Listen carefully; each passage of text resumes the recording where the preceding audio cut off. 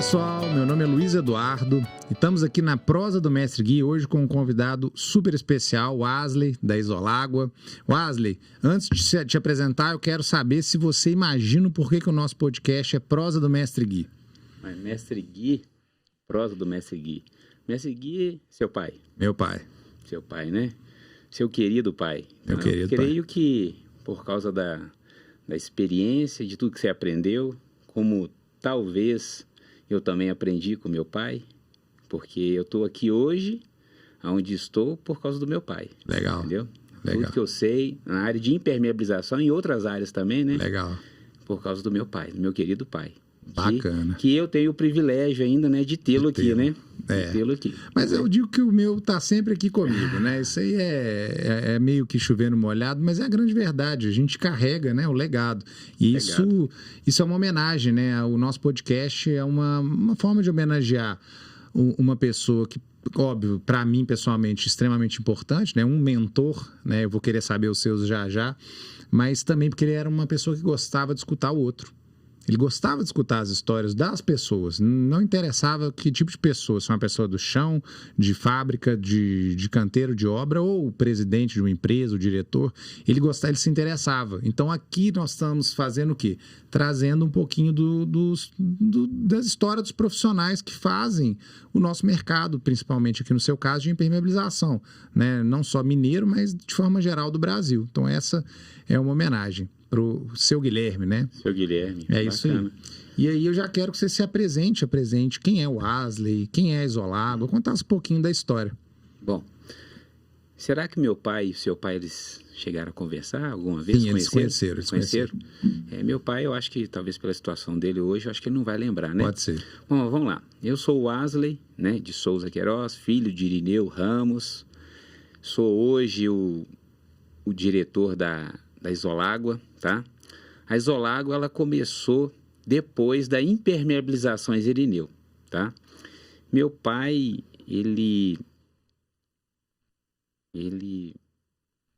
foi um cara que veio do interior, conheceu o Firmino através de uma outra empresa que ele trabalhou, chamava Imadel. Trabalhou na Imadel há alguns anos. Da Imadel ele foi para essa empresa que é Isolar, né? Então lá meu pai aprendeu muita coisa, né? Na verdade, ensinou muita coisa.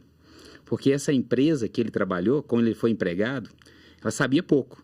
Na época, a impermeabilização não tinha, assim, esse avanço que tinha hoje. Então, naquela época, o dono da empresa era jovem, tinha acabado de formar, de boa família.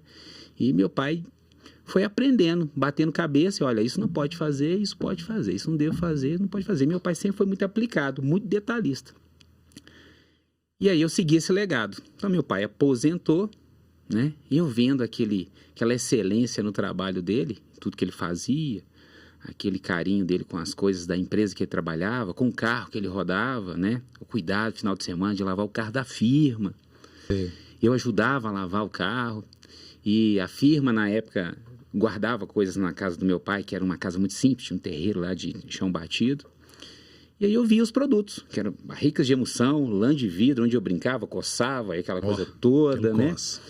E fui aprendendo. Na época de férias de escola, julho e dezembro e janeiro, eu ficava rodando com meu pai as obras. Então tinha obra que eu podia entrar, tinha obra que eu não podia entrar. Meu pai sempre foi muito responsável. Então, desde pequeno, eu já conhecia a turma de obras, mestres de obras, várias construtoras, engenheiros. Ah, esse é o futuro Irineuzinho, né? Tem gente que me chama até hoje Irineuzinho. Quando meu pai aposentou, eu trabalhando numa loja de roupas, como vendedor, falei, pai, vamos abrir um negócio, tal. Aí ele resolveu abrir. Mas conversou com o ex-chefe dele. Aí o ex-chefe, não, pode abrir que você vai prestar serviço para mim. Começamos a trabalhar e prestando serviço para eles, entendeu? Inclusive eu lembro que na época ele até ajudou a gente a comprar um carro que era dele. Ele falou, não, usa meu carro, você vai me pagando devagarzinho. E aí a gente foi subindo. A gente é muito grato por esses detalhes, então a gente não esquece, sabe? Isso é bacana. Entendeu? E fomos crescendo. De repente as consultoras começaram a chegar até nós direto. Meu pai, muito ético, meu pai, e aí, o que eu faço? Chegava no ex-chefe. O cara tá querendo que eu faça serviço direto para ele. Vou fazer não. Aí aquela construtora que ele não queria mais, ele, não, pode fazer, fica com ele, por favor, é um favor que você vai me fazer. E aí fomos seguindo, e eu fui aprendendo.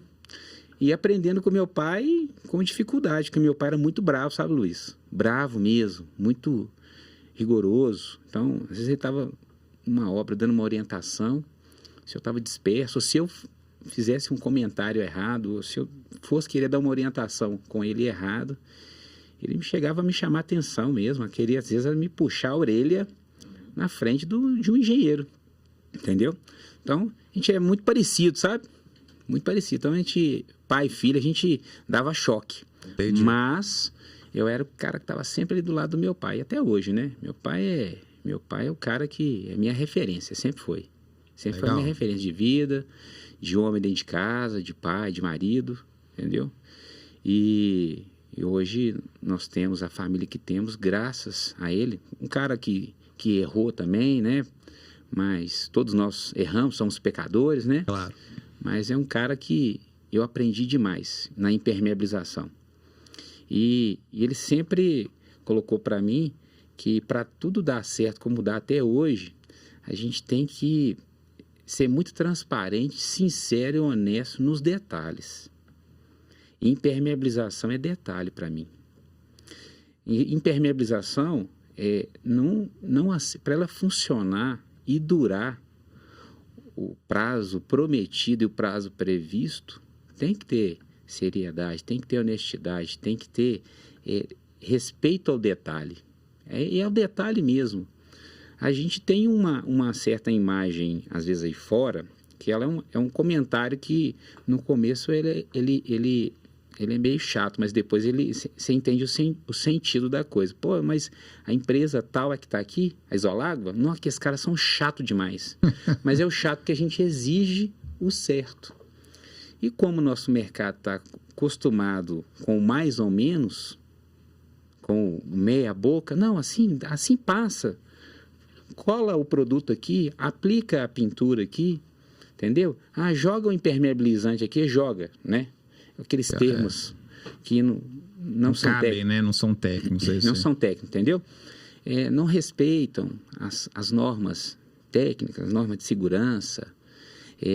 Você entrega o serviço, às vezes, bem feito. Você consegue fazer o serviço bem feito, mas o pós-obra, quando você vira as costas e entrega a obra, aí vem outros trabalhos naquela área, a área que você impermeabilizou, aí o cara fura a impermeabilização, seja ela qual for, faz uma alteração, faz uma modificação de projeto. Sim. Aí parece que a empresa não tem um engenheiro ali dentro, tem um cara que faz só administração de obra. É engenheiro, mas ele não tem responsabilidade, ele não entende que aquela etapa que está alterando uma etapa anterior, teve uma engenharia ali. Sim. Uma engenharia que preocupou, entendeu? Então a gente tem muito isso. Então meu pai, ele batia muito nessa tecla. Então eu lembro, quando ele era funcionário, eu lembro de situações do seguinte, o chefe dele chegava para apagar a confusão, o incêndio, porque o dono da construtora, pelo poder que tinha, porque ele era o dono, ele falou, eu não quero esse cara aqui mais. Eu estou mandando fazer assim, assim, assado. Aí o chefe dele, muito inteligente, não, olha, eu vou fazer o seguinte, eu vou pôr outro aqui para fazer, mas nós vamos fazer aqui um contrato, um termo de que eu vou fazer do jeito que você quer e a responsabilidade é sua. Ou seja, porque meu pai tinha razão que estava pedindo. Entendeu? Aí no final das contas, ninguém queria assinar um termo de responsabilidade porque estava errado, que sabia que ia dar problema. Então o chefe do meu pai inteligente, então deixa esse cara terminar o serviço. Com o tempo, meu pai foi ganhando essa imagem de chato, mas é o chato que todo mundo queria na obra. Mas ele era o chato pela coisa certa. E era um chato taxado pelos os contratantes, pelo pessoal da engenharia e o dono do empreendimento, que queria o empreendimento rápido. Mas o pessoal da aplicação, que eram os funcionários, entendeu? Os pedreiros, serventes, aplicadores, todos gostavam do meu pai. Meu pai ganhava a obra. Entendi. Entendeu? Respeitavam. Às vezes tinha empreiteiro de outro setor, falava, Irineu, alterar o seu serviço aqui, corre aqui para você pegar, para você entender. E às vezes meu pai conseguia flagrar um problema que uma cerâmica ia ser colocada em cima de um furo, de uma alteração. Problemas que a gente vive e sofre por aí, né, Luiz? Quando uma obra vaza, depois de 1 ano, entregue, 2 anos, a gente peleja para conseguir encontrar o problema e às vezes, nem encontra, né? Às vezes não encontra. Isso já vai de encontro à minha primeira pergunta. Porque muitas vezes, né, você tem... projeto de impermeabilização é um negócio que você ainda não é muito usual, né? Graças a Deus as consultoras estão entendendo a importância, mas ainda, infelizmente, esses projetos estão chegando com a obra em andamento, né? Mas aí tem o projeto de impermeabilização, mas o de guarda-corpo não é compatibilizado, aí fura a manta, não sabe o que vai colocar. Então, eu acho que isso é uma coisa que você vive. Então, minha pergunta para você, para a gente... né, conversar, é justamente essa, não é só a importância do projeto da impermeabilização, mas como valorizar, como fazer o construtor valorizar o nosso mercado. Eu acho que esse é o ponto, né? A gente fica muito preso no custo, né? Quantas vezes você já não deve ter escutado? Eu tenho fulano a 20% mais barato. É claro que eu sei que a Isolago, ela é uma empresa consolidada, não vou dizer que ela escolhe cliente, não é isso, mas na verdade, ainda eu acredito que até no futuro, o boca a boca ainda sempre vai ser o melhor indicação, né? Não adianta rede social se você não tem um bom serviço. Então eu queria que você me contasse, além do projeto, mas não só o projeto, que eu sei que vocês também fazem projeto, né? Mas eu queria saber essa questão de como valorizar a Imper.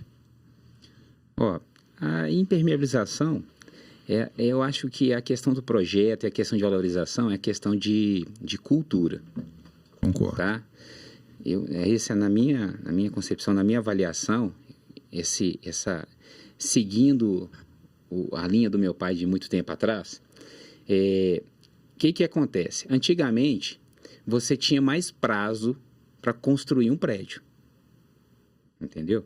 Até mesmo porque não é que você tinha, porque talvez você não tinha condições devido à tecnologia que tem hoje, os avanços, que você acelera uma construção. Então, um prédio aí que você fazia antigamente com 4, 5 anos, hoje você faz ele com 2 anos e meio. Sim. Por aí, não é isso? Então, eles atropelam muito os processos, né? E põe na frente o quê? O interesse pessoal, que é o dinheiro. Colocando o interesse pessoal, que é o dinheiro, que é o negócio, o business, né? Como dizem, né? E eles preferem, isso aí é claro para mim, preferem fazer às vezes o errado rápido, que às vezes nem vai resolver momentaneamente, para depois quebrar. Mas, será que faz uma análise de risco? Não é possível. Olha, a gente... por ética, né? A gente não pode dar nomes, mas claro. Eu já tive de cliente falando, olha, é o seguinte, vou fazer os banheiros dessa forma, porque são centenas de banheiros, e se na minha estatística aqui, que eu tenho aqui, der problema em meia dúzia, ou uma dúzia, eu consigo pagar o hotel para todo mundo, eu consigo até eu resolver o problema do banheiro, que eu não, essa pior dos cenários não acontece. Entendi. O cara levar na justiça e falar, olha, eu quero que você banque para mim, enquanto você quebra aqui, arruma. Então, estatisticamente falando, segundo os números desse cliente, ele poderia correr o risco, porque nem todos os banheiros iam dar problema. Se ele fizesse mais ou menos, ou se ele nem fizesse a impermeabilização, Entendi. Só fizesse um bom rejunte, porque ele tinha números dos problemas que ele tinha. Então, mas quem compra a unidade, quem compra o produto é que sofre. Também, né? O cara fica chateado. Mesmo eu tendo comentado, olha, mas e a imagem? Como é que fica? Não, a imagem a gente contorna. Jogo de cintura. Eu vou te pôr no hotel ali, eu vou compensar, olha, esse piso seu que está aqui, eu vou pôr um melhor, entendeu? Vou arrumar mais um negocinho no seu apartamento. E foi assim que eu ouvi de um incorporador. Entendeu? Né? Não são todos assim, tá? Não são todos, mas os que não são assim, arriscam por arriscar, para economizar. Se sobrar, sobra para o meu bolso. Se não sobrar, depois eu vejo o que faço, empurro com a barriga. Mas isso aí tinha muito a ver com os 5 anos de garantia. Eu acho que a norma de desempenho ter mudado, essa questão de vida útil de projeto, mudou um pouquinho, né? Inclusive, você disse aí que alguns estão aderindo já aos projetos, mas estão aderindo não porque querem, é porque estão sendo cobrados, né? Tem uma obrigação aí a se cumprir, entendeu? Concordo. E à medida que o consumidor tiver informação de que ele tem que ter, porque muita gente está tendo, muito cliente, muito incorporador, investidor, muita construtora está comprando o projeto depois que já começou a obra, que já está na última laje, está comprando o projeto só para falar que tem, para estar lá na gaveta de documentos. E aí não faz sentido, né? Porque... E o cara quer fazer a obra na cabeça dele, porque ele tem experiência, mas ele esquece que ele tem experiência de problemas. E eu não consigo entender que o cara tem o conhecimento das patologias, dos problemas que ele tem nas obras. Por que não planejar e fazer? Valor pro amor, né? O planejamento nada mais é do que você colocar amor ali no seu próximo empreendimento. É impressionante. Ô Luiz, e a gente pode... Eu tenho até casos aí recentes, né? De que o cliente não quer fazer o que tem que fazer. Você põe no livro de obras, você faz um e-mail para o cara, e quando o problema acontece, ele ainda briga com você, ele te chama como culpado, ele quer que você resolva, ele quer que você absorva aqueles custos para corrigir, mesmo que ele entenda que foi uma alteração, não da empresa de impermeabilização, mas da construtora. E aí ele te chama assim, mas que parceria que é essa? Você é meu parceiro, você tem que vir aqui consertar. Isso é bem cultural, hein? É bem cultural. Tem que consertar quem causou o problema, não é isso? Seja o eletricista, seja o bombeiro, seja o pedreiro, né? A corda estoura para o lado da impermeabilização. Mas eu não estou deixando a corda estourar, não. Tá certo. Estou conversando, estou falando, estou cercando de todos os lados. E aí é o que você falou, a gente nunca escolheu para quem trabalhar, né? A gente não escolhe, eu não escolho o trabalho, não. Mas hoje eu estou procurando, estou olhando a pessoa. Perfil, humano, né, do seu cliente, mas na verdade a empresa é feita da pessoa que você vai se relacionar, né? Então o cara não quer contratar o projeto, mas, modéstia à parte, a gente trabalha com tanto carinho, com tanto amor nas obras e com tanto respeito, porque eu não quero ter dor de cabeça. Claro. Ó. E aí obra boa que você não volta. E aí o cara tem a gente como um bom aplicador e aplicado, né, envolvido, claro. Ele acha que ele pode, de certa forma, ele acaba economizando no projeto, porque a gente que quebra a cabeça, a gente que desenvolve o projeto na marra, né, na execução. Na execução. É isso que eu costumo dizer, né? Eu concordo com o que você falou, né? Mas aí eu diria o seguinte, falta de planejamento faz com que você, durante a execução, lei de Sitter, né? Na execução, você resolve os problemas que você faria em projeto, mas muita coisa é adaptada para o que foi a realidade da construção, do sistema construtivo, seja questão de cota, de caimento, de regularização, você vai fazer o que dá para fazer. Então, você faz o projeto na execução. O que eu fico pensando muito é que a falta do planejamento... talvez a redução de custo não está na especificação de produto, não, de fato não está, tanto que muito fabricante dá a especificação sem cobrar, com interesse comercial, né? Vamos colocar assim, acho que praticamente todos fazem isso, né? Eu digo mais a questão de compatibilização. Inclusive essa especificação, tem cliente que está chamando isso de projeto. Eu vou te falar que... Olha, eu tenho um projeto. Muitos. Cadê o seu projeto? Aqui. Aí pega o fabricante tal, e me entrega um caderno com centenas de produtos, né? Porque tem uma obra, você tem centenas de produtos. É um projeto básico, na verdade, ali. É quase que um estudo preliminar. Não chega nem a ser um projeto básico, porque não tem cálculo de vida útil. Mas é isso aí. Eles chamam de projeto. Teve um caso que a gente chegou lá, tinha um projeto de um fabricante... E aí eu entendi que o fabricante faz isso para ganhar a obra, vender o produto. Aí eu olhei eu estava no escritório do engenheiro, aí eu olhei para o lado assim na janela, o produto de outro. Eu cocei para perguntar para eles, mas e aí, você contou para o cara que te deu o projeto, né, entre aspas, que você está comprando do outro fabricante? Aí o cara deu aquela escorregada, aquela rateada. Mas é isso aí, ó. Falta seriedade, falta ética e falta muito caráter. Tem muita gente sem caráter no mercado, Luiz. Você está entendendo? Porque eu ia em um chamado, olha, eu estou precisando resolver aqui, o Luiz te indicou. Eu vou, com todo prazer. Aí você vai, explica, conversa. Às vezes é uma construtora, às vezes é uma residência. Você acende uma luz pro problema. Gostei. Você acende a luz pro cara. Aí o cara, beleza. Aí você passa o orçamento, você não cobra a consultoria, não cobra a visita técnica, não cobra a orientação dele, não cobra nada, tá entendendo?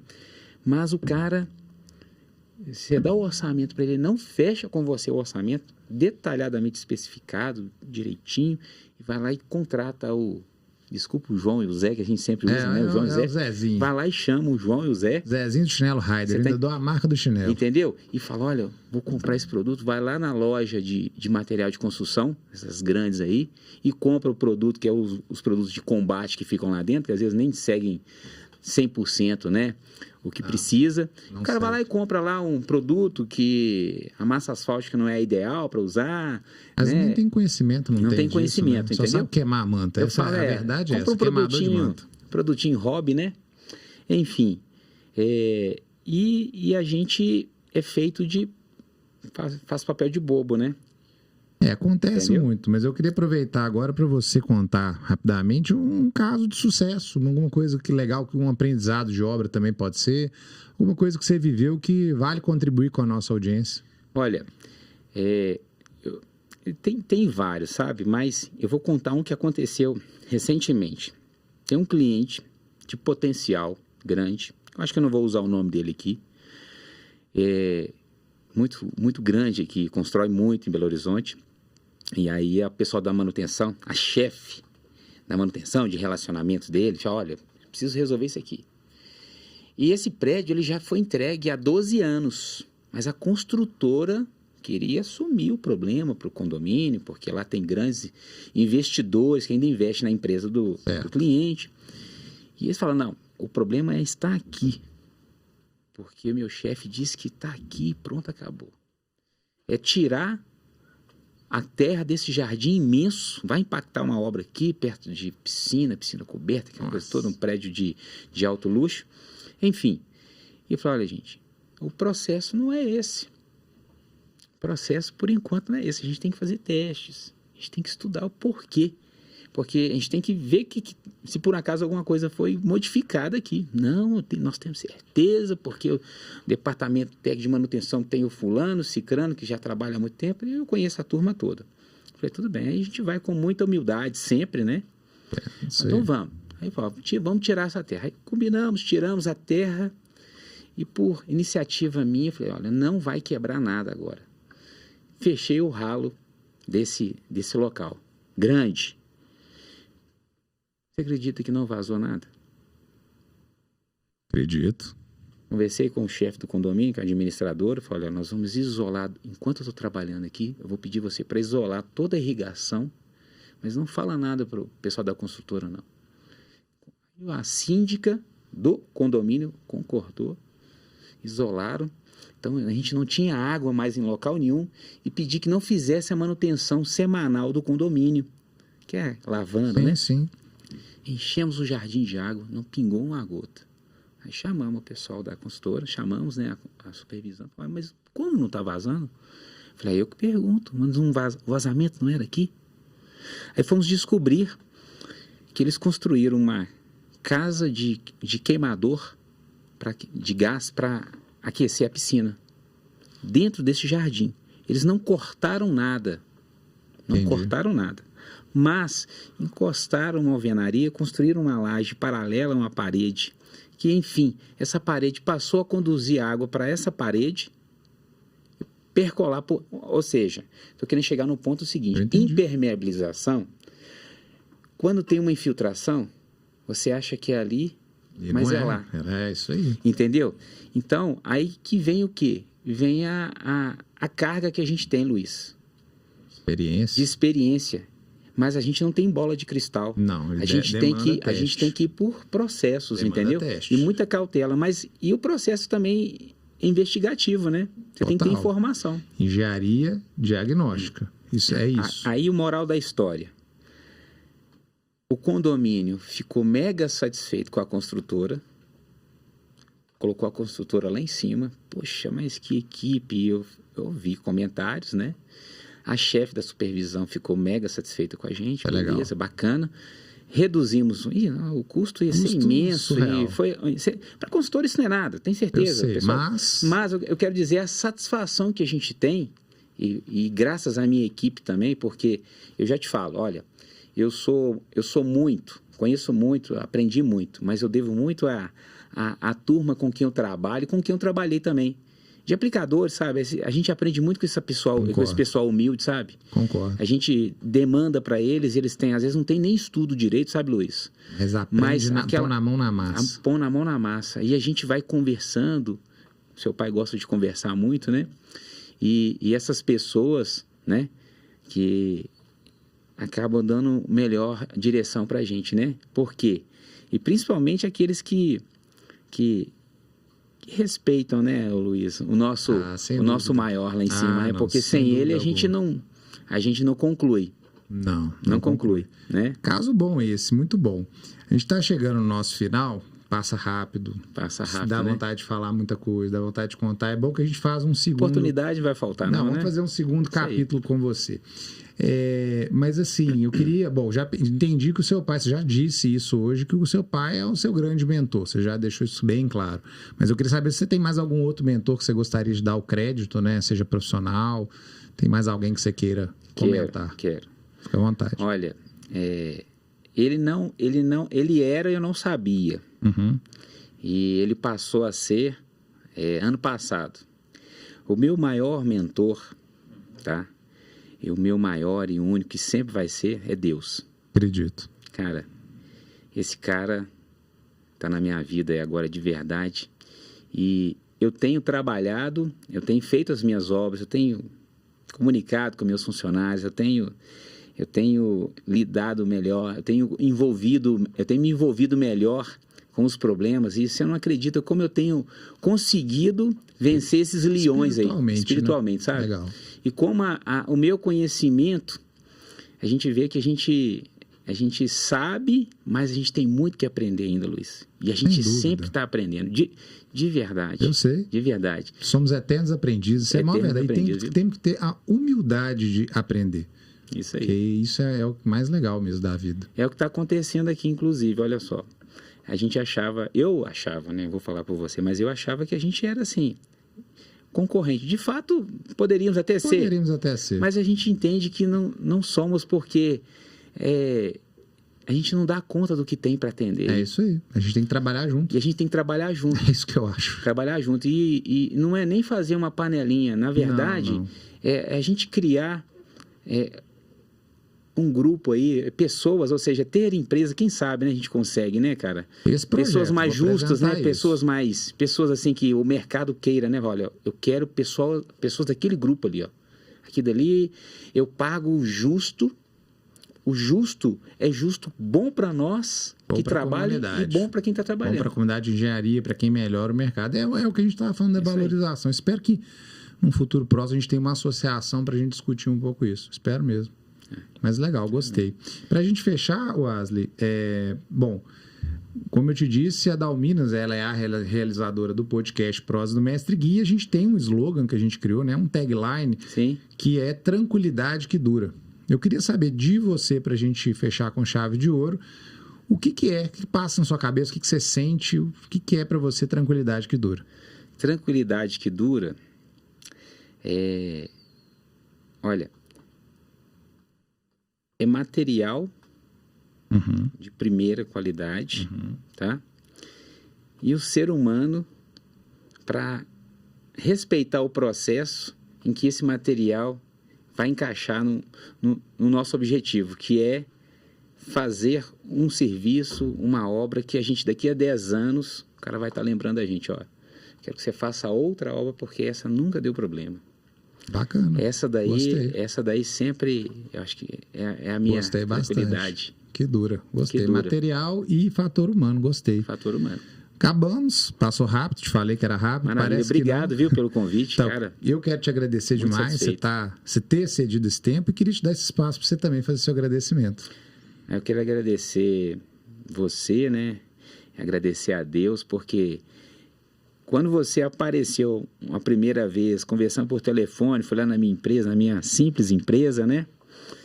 E falei, ó, esse camarada aqui, ele é mais só do comercial. Depois eu fui conversando com você e vi que você tem muito conhecimento também.